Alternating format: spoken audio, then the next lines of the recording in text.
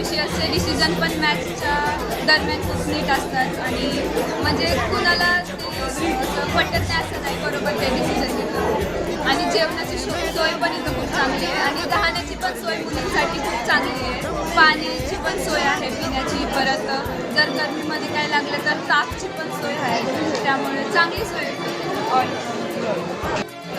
ನಮಸ್ಕಾರ ಎಲ್ಲರಿಗೂ. ನನ್ನ ಹೆಸರು ಶಿಖಾ. ನಾನು ಕರ್ನಾಟಕದಿಂದ ಬೆಂಗಳೂರು ಡಿಸ್ಟ್ರಿಕ್ಟಿಂದ ಬಂದಿದ್ದೀನಿ.